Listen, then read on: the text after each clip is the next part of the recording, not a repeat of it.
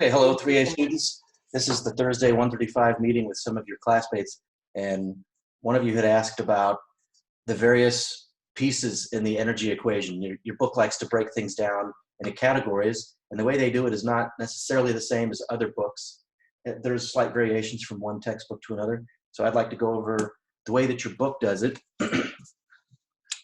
And let's see here. I'll call this the energy tree, because it kind of looks like a tree when I break all the different parts down.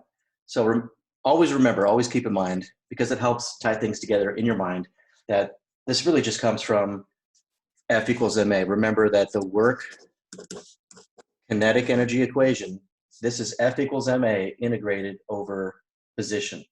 So this is the work done by all forces, because F in F equals ma is the sum of all forces. So the first division we can make of the work is into two categories: work done by so-called conservative forces and work done by non-conservative forces. And this is never going to change. Delta K is always just going to be delta K. So the sum of these two works would equal the change in kinetic energy. And in this class, it's very easy to remember what goes into this category. There are only two forces that are conservative in physics 3A. That would be gravity. That's the gravity we're looking at now, where we pretend that the field is always uniform and that it points straight down with a magnitude of 9.8. Of course, we know that if we go to the top of a mountain, it's actually a little bit less than 9.8. And if we go out as far as the moon, it's much less than 9.8. And it also doesn't always point straight down, right? It points towards the center of the Earth. So that is not a uniform field. But that gravitational force is also conservative. So it doesn't matter whether you're doing gravity from these current chapters or gravity in chapter 13, which we'll get to, it still counts as a conservative force. The other conservative force is the spring force, as long as it's an ideal spring that obeys Hooke's law. So all the spring problems in this semester, you can assume that that force also does conservative work. Anything else would count as non-conservative.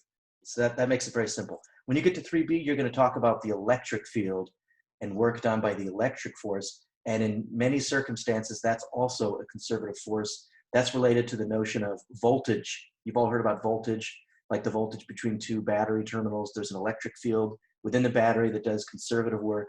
You'll get to that next semester. But in this class, it's just gravity and springs. So what would go into this category? Friction, air drag, people pushing on boxes, ropes pulling on things, literally anything that's not gravity or springs. Okay, so let's break this down even further. We'll break the conservative forces, or separate those. That's work done by gravity and work done by springs. And then I will also divide the non-conservative work into categories. Here's how your book likes to do it. Among the non-conservative forces, they like to separate dissipative forces. So there's work done by dissipative forces, and I believe I've already talked about that in one of the videos. Everything else within this category that's not kinetic friction or air drag. That's very simple. The only dissipative forces we look at in this class are kinetic friction, right, and air drag, not static friction. Because if you really put some thought into it and read the book's discussion, you can see that that static friction does not dissipate thermal energy. It's like if you're running, your shoes are not supposed to be skidding over the surface. You set your heel down on the ground and you kind of roll your foot. So you're really just replacing the point of contact. You're replacing the point of contact between your foot and the ground. You shouldn't be skidding over the ground. And that does not dissipate heat. You know, you can't make your hands warm up by doing this. You can make them warm up by doing that. So static friction does not do dissipative work, but kinetic friction does. Okay, so if it's within this category and it's not kinetic friction or air drag, your book just calls it some external force, like a person pushing on the system. Actually, static friction would tend to go into this category. Ropes pulling on things, all that stuff is external work. So here's how I think about it. How do I know if a force counts as an external force or not? Simple. It's not gravity. It's not a spring. It's not kinetic friction or air drag. That's it. If it's not those four things, then we call it an external force, in this book at least. okay? So you could start a lot of these problems with this equation. This would be a perfectly valid way to start. I don't do it that way because there's a more concise way to think about it. Are there any questions about this before I change or substitute for some of these terms? Okay, everybody's on board here. So here's where we bring in the concepts from chapter 10. In chapter 9, all we talked about was how work equals delta K. And now, instead of talking about the work done by gravity, instead we speak of a change in gravitational energy. So remember, if a baseball is falling down through the air, if it's falling towards the ground, gravity's doing positive work on the baseball because it's speeding the baseball up. But by virtue of falling, it's losing potential energy. So if the work done by gravity is positive, the change in potential is negative. And that's why we say that the work of gravity is the negative of the change in potential energy. Same for springs. If a spring is doing positive work on an object, then the change in spring energy would be negative. And I'm going to leave this as W dis for now. W dis. That sounds funny to me. And over here is delta K. Okay, and here's where your book likes to take all this garbage and move it to the other side. So we'll say W dis plus W external equals delta K plus delta U gravitational plus delta U spring. All right. And now what we can do is, again, this is also a perfectly valid way to start a problem. If you wrote this on an exam problem, I would know what you were talking about. I would recognize that that's a valid way to start. Again, probably not the best or easiest starting point. So here's what we can do is let's define so-called mechanical energy as having two types, kinetic energy and potential energy. That's how it's done pretty universally among physics textbooks, and it's been that way for a long time. Kinetic energy and potential energy, we regard those, their sum, as this so-called mechanical energy. You're aware of other forms of energy. You know that light carries energy because you know, you can absorb it with the solar panel. That doesn't fit into either of these categories. You know that when you eat food, your body releases chemical potential energy from the bonds of those molecules. That's not included in here. We're only talking about spring potential and gravity potential. So if we wanted, we could break this up into gravitational plus spring, but it's easier to just abbreviate it as capital U, bearing in mind that that has two contributions, gravity and springs. Okay, so this delta K plus delta U, etc., we can just call this whole thing delta E mechanical, the change in mechanical energy. It's like I factored out the delta sign. If you think about that for a minute or write, jot some notes down, you'll see that that works. You can factor out deltas because you're just doing final minus initial for each of them, and you can do final minus initial for the whole thing. So I actually sometimes use this as a starting point because in a lot of problems, you can recognize there is no so-called external work being done. There's no ropes, nobody pushing on the system, no rocket engine, and there's no air drag and no friction. So if all those forces are zero, you would say that the change in mechanical energy is zero. And that is a conservation of energy problem. So I could say if W dis and W external are zero, the change in mechanical energy is zero. So we would say, and I'm going to put in parentheses, mechanical energy is conserved. I put it in parentheses because oftentimes in a situation like that, somebody would just say that the energy is conserved, and it's understood that they're talking about mechanical energy because energy is always conserved in any problem if you look at all possible forms of energy. You've probably heard that the sum of all the energy in the universe is supposed to be constant. So it's kind of trivial to say energy is conserved. When you're solving a mechanics problem, if you say energy is conserved, you're saying specifically that the mechanical energy is conserved. And so then you could say something like energy initial equals energy final. And this is often a really good place conceptually to start a problem. A lot of the problems from chapter 10 require this statement. Or if you're, instead of calling your times initial and final, if you're calling them T1 and T2, you could say E1 equals E2. Maybe it's the same at time 3, etc. So at that point, it's just a change in notation. It depends on how you want to set up your problem and label things. Okay, so you don't want to apply this equation all the time because it's not always true. It would only be true if both of these quantities were 0. So I'm going to make a further substitution. Does anybody have questions about the meaning of these terms before I go further here? Nope. Okay, so for those of you who are just joining, we're talking about the nuances of this. These equations have to do with conservation of energy. Your book has a variety of ways of presenting it. Okay, now as for W dis, let's make the last substitution here. I did talk about this in a previous video, but remember where I talked about somebody pushing a crate across the floor. So here's a crate moving at constant velocity, and you're having to work against friction. So you're pushing this way, and friction is pushing that way. Since the crate is moving this way and you're pushing that way, you would be doing positive work, and the friction, which is opposite, would be doing negative work. Now, if the speed is constant, that means the change in kinetic energy is 0. That's supposed to be a K. And that would mean that the total work done is 0.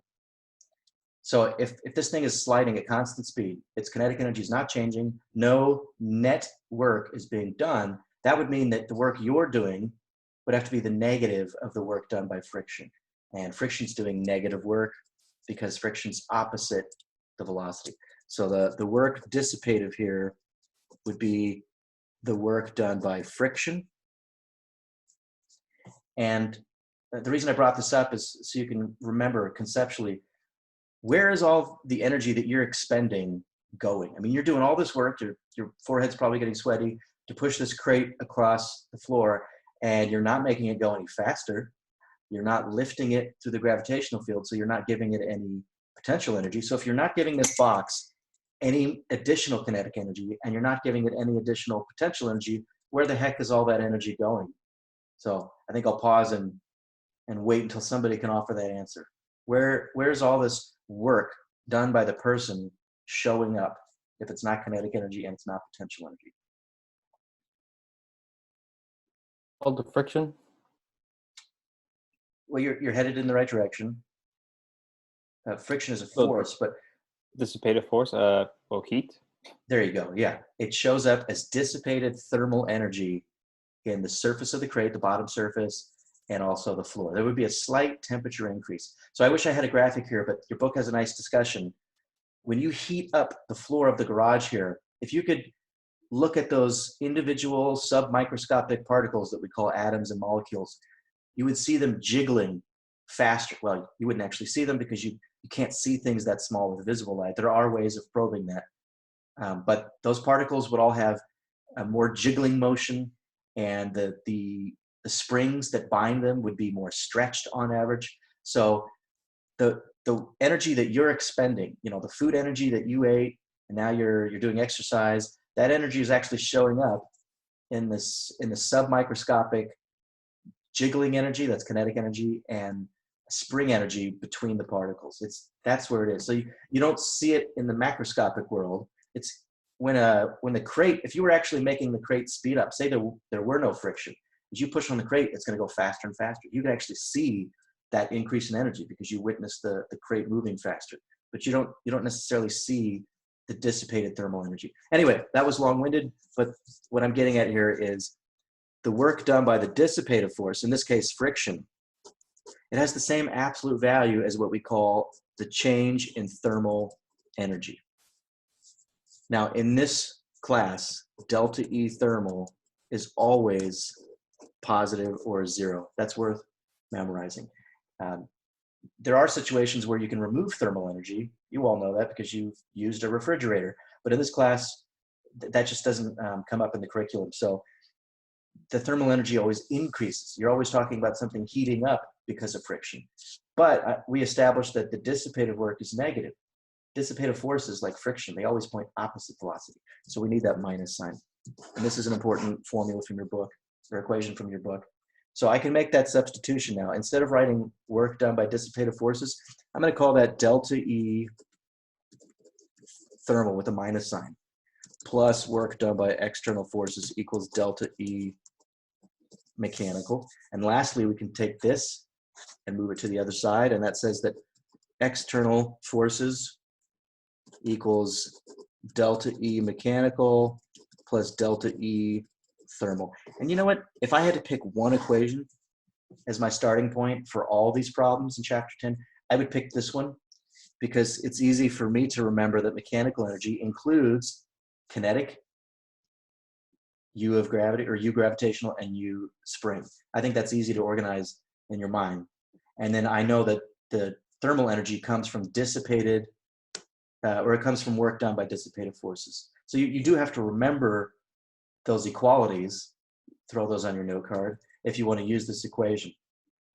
But I think this might be the best starting point. Now your book goes one step further and says, how about we just abbreviate the sum of those two? Let's say that capital E represents the total energy, mechanical plus thermal energy. So this would include kinetic, gravitational potential, and spring potential.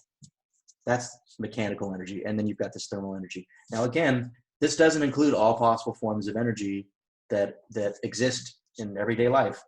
We haven't accounted for electromagnetic energy, that's light energy, nuclear energy, the energy locked up in the mass of the nucleus. That's hugely important in today's world because a lot of our electricity is generated by nuclear power plants. And of course, that's also the source of the energy in the sun. The light that reaches us from the sun began, or that light energy began as energy locked up in the mass of the nuclei, or really the hydrogen atoms, the protons.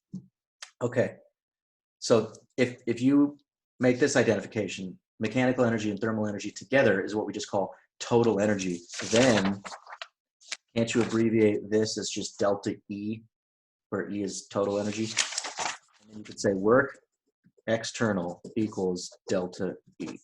So that's the most succinct possible way to write the equations developed by your book.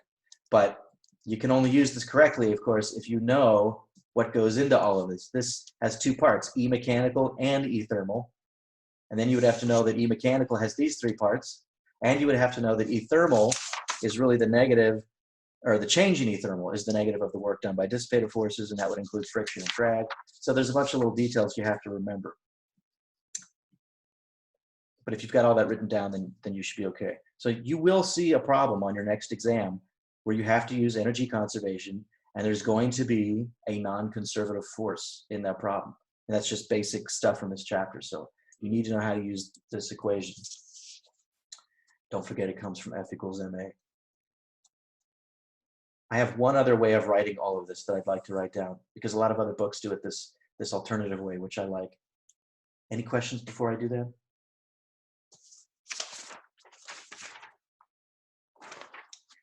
I'm wearing this ridiculous air traffic controller headset because it's got an attached mic, which seems to perform better than the one I was using. Okay. A lot of books would do something slightly different. I'm going to go all the way back to here. The very first division of work into conservative and non-conservative. A lot of books like to just leave this alone. They don't like to distinguish between dissipative forces and so-called external forces. So this is kind of idiosyncratic to your book. I've never seen this anywhere else, this designation W external. Most books just lump everything into non-conservative. So the other way you can do that, looking for some space here. If I start from that point, work done by conservative forces plus work done by non-conservative is delta K. Here's where we recognize that work done by conservative forces is the negative of the change in potential energy. And to keep things simple, I won't even separate this into gravitational potential energy and spring potential energy. I'll just call it total potential energy. And then we put the delta U on the other side. And this is a perfectly valid way to start. A lot of books prefer this. It works just as well. Because in a lot of problems, you can calculate the change in potential using MGY. You can calculate the change in kinetic energy, and that would allow you to determine non-conservative work. And if you want, you could combine these. And this time I'll let somebody else answer.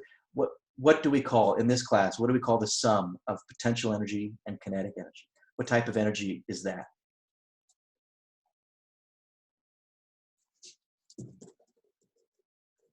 So blank equals U plus K. Here, I'll make it really easy for you. Is this the total energy or mechanical energy? Mechanical energy.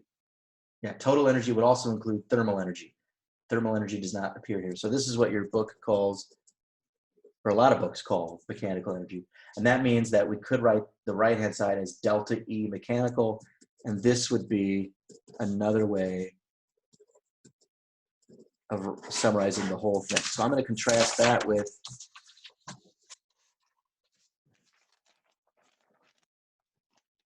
this one. This is how your book likes to do it. This is how a lot of other books like to do it. It's the same equation in different clothes.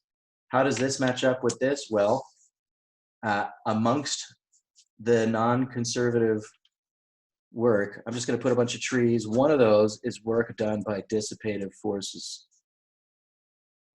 And that would be equal to the negative of the change in thermal energy. So you could take this, which is contained in here, and stick it over here, and you'd have delta E mechanical plus delta E thermal. That's exactly what your book does. Remember, this is the sum of delta E mechanical and delta E thermal. And then all this other junk, whatever this is, if it's not dissipative, your book calls it work done by external forces. So you can see that these are the same. Just a different way of presenting it. I think I actually prefer this, but probably just because that's how I learned it. They're perfectly valid, both of them. Okay, I'll put an asterisk next to this little video because that's a great way to summarize all those equations for this chapter. I'm going to pause while I look for a graphic about submicroscopic energy. One of your classmates is asking about number 24. I'm recording now. Number 24 from chapter 10. In this problem, they give you a graph of potential energy versus position for some particle under the influence of a conservative force. Remember, only conservative forces have potential energies. And if you're wondering, what is a conservative force? I haven't talked a whole lot about that. One way to think about it is a conservative force conserves total mechanical energy. It may take away kinetic energy, but that will go along with an increase in potential energy. So there's no loss in total energy, as opposed to friction, where you really can take away kinetic energy and it doesn't come back.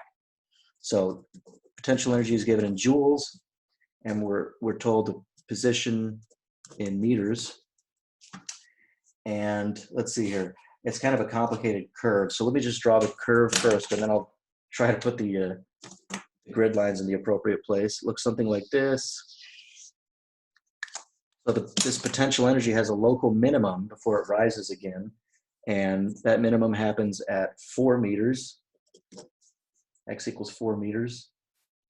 And the value of that minimum potential energy over here is 1 joule. And up here, we're a little over 4 joules. So not to scale, it's not a perfect drawing.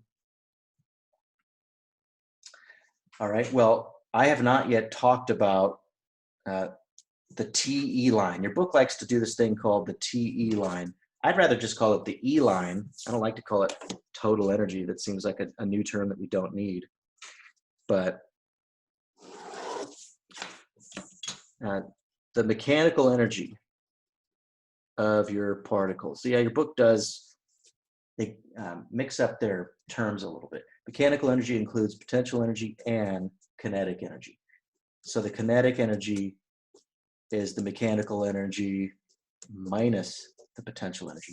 And what your book likes to do is draw this horizontal line that they call the TE line. Maybe I'll write that in bold.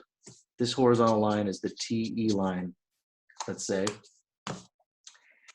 And I realize I'm now cluttering up the diagram that I need to do this problem, but that's okay. The height of this TE line above the x-axis, this represents the total mechanical energy. So let me put this is mechanical energy. So I don't know why they call it the TE line for total energy. They should just call it the E line or E mechanical line. So if your particle is moving along the x-axis, I'm going to draw this vertical line right here, and you should be thinking about the significance of the length of that line right here. Because again, the distance from here to here, that's the total energy. And we know that when you're right here, for instance, when you're right here, the height of the curve here, this height is the potential energy. That's the whole point of plotting potential energy versus position. The height of the curve, which is this length, gives you the value of the total, or excuse me, it gives you the value of the potential energy. So what would the leftovers be? If I take the total mechanical energy and subtract the height of the curve, which is the value of the potential energy, what's left would have to be the kinetic energy. So the length of this line has the significance of being equal to kinetic energy. So as the particle's moving back and forth here, you can see when it gets here, for instance, it would have more kinetic energy, right? Because when you take the total energy and subtract the height of the potential energy curve, you would get what's left over, that's kinetic energy. So when the particle's here, it should be moving faster because it has more kinetic energy. When it gets over here, it's moving slower because there's less energy left over as kinetic. By the time it gets here, it's going pretty darn slow. And when it gets here, right there, where the TE line intersects the potential energy curve, this is where the kinetic energy goes to zero. That's where all of the, if I look at the top equation here, if kinetic energy is zero, all of the energy is stored as potential energy. And that's called a turning point because the particle was moving to the left, slowing down, slowing down, slowing down. Here it would stop. And then we know that it's going to turn around. Now, how do I know it's going to turn around? That's because of another relation, which I should introduce right now. So remember, as something's moving back and forth under the influence of this this conservative force, the tiny bit of work done by a conservative force over that tiny displacement dx would be force times displacement. So this is the conservative force. It could be gravity, it could be a spring. Work is force times distance, and I'm using that formula for an infinitesimal little scoot along the x-axis. But we also know that work done by a conservative force is the negative of the change in potential. And since I'm talking about an infinitesimal change, I'll call it du. So I can rewrite this equation as negative du equals f dx. This is the work done. That's the negative of the change in potential. Well, now we're going to treat these differentials just like the numerator and denominator of a fraction. I can divide both sides by dx and I would get this. The conservative force is the negative derivative. It's negative du over dx, which can be read as force, if you're talking about a conservative force. Force is the negative derivative of potential energy with respect to position. And this is a fundamental result that you must know. We are going to use this in chapter 13 as well. Force is the negative derivative of potential energy, specifically with respect to position. Well, on the graph of u versus x, how do you see the derivative? I'll let somebody answer this. You know this from calculus. How can you see the derivative by looking at the graph?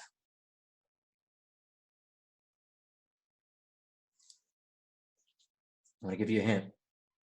If I evaluate the derivative right there, that would be the slope of the... All right, so your classmates are shy, but at least they showed up. Oh, somebody's chatting the answer. Tangent line, that is correct. The slope of the tangent line, right. So what we're really saying is the force, the magnitude of the force is simply the slope of u versus x. Now there's a minus sign in there. Let's talk about why. First of all, I guess we should look at the steepness. Do you see how, you know what? My chickens are making a lot of noise outside. I'm gonna go make them be quiet. Hang on just a second. I was talking about the relation between force and the graph of potential energy versus position. We can see the strength of the force by looking at the steepness of the tangent line. So, do you see how the slope here is 0? The tangent line has a slope of 0. If the slope is 0, there's no force. So a particle sitting here would not have a tendency to move right or left. It would just be chilling. That's called an equilibrium position. But over here, see how the slope is negative? The slope is negative, and that means that the force is positive. The negative of a negative number would give us a positive force. In other words, the force would be directed that way. So if you haven't spent some time trying to interpret these graphs, it can be a little challenging at first. But if your particle was right here, it would be pushed to the right. And there's an easy way to think about that. Just imagine that this is the actual profile of some like racetrack, or here, I'll use this egg that I just got from the chicken. Maybe this is a ball that's free to roll along this track. Wouldn't it roll downhill? If the force that we were talking about was gravity, of course it would roll downhill here, and that would correspond to a force to the right. So you can use that comparison with gravity to conceptualize these graphs. Before I look at parts A, B, and C from this problem, does anybody have a question about these relationships? Okay, in part A, for this graph, they're asking at x equals 1, that this thing is released from rest at x equals 1. So at x equals 1 meter, the kinetic energy is 0. It's released at rest. Is this particle going to move to the right or left? So I'll just do this. The force on the particle, I'll emphasize that it's a conservative force, F sub c. Well, that's the negative derivative. And here I'm going to use this notation. I'll put a vertical line and say I'm evaluating this derivative at x equals 1 meter. So if I go over here, if you take a look at the actual graph, x equals 1 meter is something like right here. So I just go up to the curve and ask, what's the sign of the slope? The slope is negative, and that tells me that the force is positive. Negative, negative is positive. I expect that this ball is going to be pushed to the right. You could also just use the interpretation I mentioned. If you think of this force as gravity, then you can interpret this as the profile of some hilly surface, bumpy surface. And of course, if you put a particle or a ball that's free to roll right here, it's going to roll downhill, which would be to the right. But the way to answer that correctly with the math would be to look at the derivative. Okay, part B of the same problem. What is the particle's maximum speed? Great. Well, I already talked about that because I looked at the length of this segment here. Remember, from here to here is the total energy, but the height of the curve is the potential energy. So if we take the total energy and subtract the potential, we're left with this. That must be the kinetic energy. So all we have to do is look at where that line segment would be the greatest, and that's going to be at the minimum of the potential energy. Kinetic energy is greatest when the potential energy is minimum. And we could just read that right off the graph. It happens at x equals 4. So K is max when U is min at x equals 4 meters. And now they're asking, at what position does the particle have the speed? Okay, yeah, we already answered that. Oh, no, I'm sorry. We did answer that. What I did not answer was, what is the particle's maximum speed? So they kind of ask that out of order. I mean, first you have to know where it has its maximum speed, and then you can calculate what is that maximum speed. Okay, so all we have to do is recognize that the fixed mechanical energy is the sum of kinetic energy plus potential. They didn't actually tell us how much energy this particle has. They didn't tell us that directly. If we knew, then what we could do is just read the potential off the graph here. So I can see that at 4 meters, this particle has 1 joule of potential energy. So if I knew, for instance, that it had 5 joules of energy total. 5 joules minus 1 joule for potential would leave 4 joules for kinetic. But they didn't actually tell me how many joules this particle has. What they did tell me was the mass. We know that the mass of this particle is 20 grams. We're going to need that. But they indirectly did tell us how much energy the particle has, because they told us that it's released from the x equals 1 position, right? So what we can do is at x equals 1, let's figure out how much potential energy the particle has. And since it has no kinetic, then the potential would have to be the total energy. Okay, so use E mechanical. Well, that would be the kinetic energy at x equals 1 meter plus the potential energy at x equals 1 meter. So evaluate the two energies at some particular position. Then you'll know the total energy, because the whole idea is that the total energy does not change, because the only force on the particle is a conservative force. And by definition, a conservative force does not change the total energy. Okay, so we're told that the particle starts from rest at x equals 1. That's when it's released. Plus, let me just go back and read it off the graph. And my graph doesn't show, or does it? Yeah, it's kind of sloppy. The intersection was supposed to be actually right here. This is where it's 4. So you should really consult the picture in your book. It's a better drawing. But you can just read directly from the graph that when the particle's at x equals 1 meter, it has 4 joules of potential energy. Okay, so there's the total energy. That was easy, 4 joules. And now we can go back to x equals 4 meters, where the potential energy is a minimum and the kinetic energy is a maximum. So we can say the kinetic energy at x equals 4 meters, well, that would be the total mechanical energy, which doesn't change, minus the potential energy at x equals 4 meters. And that's 4 joules. We just counted 4 joules total. Well, when the particle is at x equals 4 meters, according to the graph, it only has 1 joule of potential energy. Okay, so when it's at that minimum, only 1 joule has been stored as potential, but the particle has a total of 4 joules, leaving 3 joules for kinetic energy. Now that we know how much kinetic energy it's got at that position, we can solve for the speed. So I'm going to use this. K is 1/2 mv squared, which means the speed would be 2k over m. That shows up often enough. You could memorize it. Root 2k over m will give you speed in terms of kinetic energy. But that's going to be 2 times 3 joules divided by, okay, 20 grams. Remember the mass is 20 grams? That's 20 thousandths of a kilogram. So I have to put that into the calculadora now. 6 divided by 0.02, hit equals, take the square root.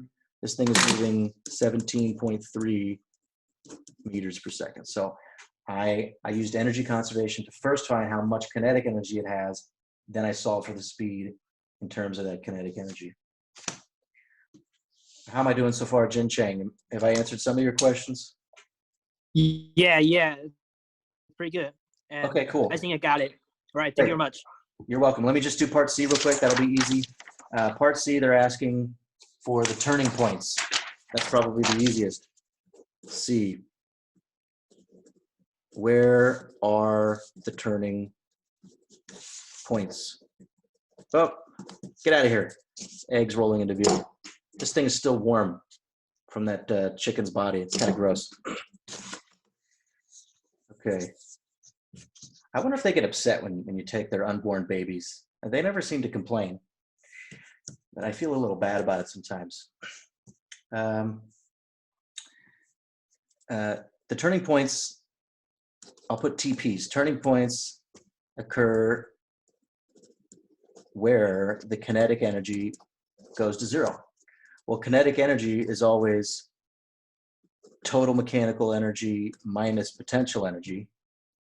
So that means we're looking for where 0 is equal to mechanical energy minus potential energy. In other words, we're just looking for where the potential is the total mechanical energy at the turning points. In other words, when the particle stops and turns around, that's where all of its energy is stored as potential and there's none left for kinetic. We just look at the graph and read off where the TE line intercepts the curve of U versus X. So rather than redraw it, I'm just going to be really lame and hold this up to the camera. Does this work? Oh, it doesn't work.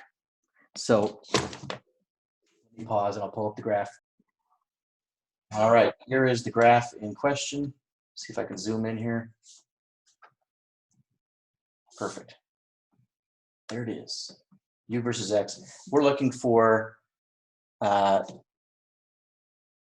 where the turning points are. And unfortunately, I don't have the capability of drawing a vertical line here. Darn it. But didn't we find a moment ago that the total energy was 4 joules? This particle is working with 4 joules of energy. Sometimes it's all potential, sometimes it's mostly kinetic. It's always exchanging 2, but the sum is always 4. So all I have to do is look at the horizontal line at 4 joules. This would be what your book calls the TE line, the total energy line. And it intercepts right here and here. So at this position, all of the energy is wrapped up in potential energy. There's nothing left over for kinetic. And so the particle would have to be stopped. It stops at x equals 1, and then it turns back around and goes this way. As it approaches the curve again, or as it approaches x equals 6, its kinetic energy is decreasing. When it gets here, again, now the potential energy is up at 4 joules.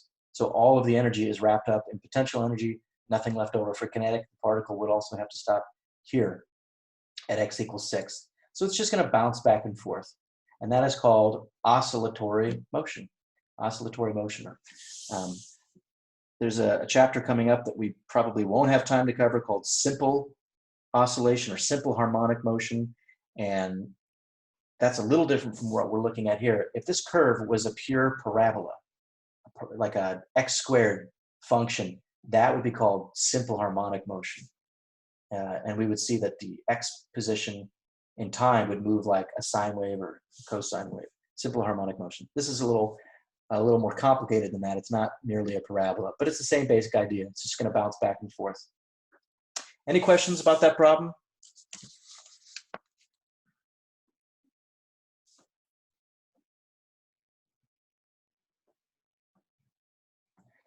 Okay, with that, I think I'll end this meeting. Covered a good range of topics there. And I'll try to do this again on Tuesday.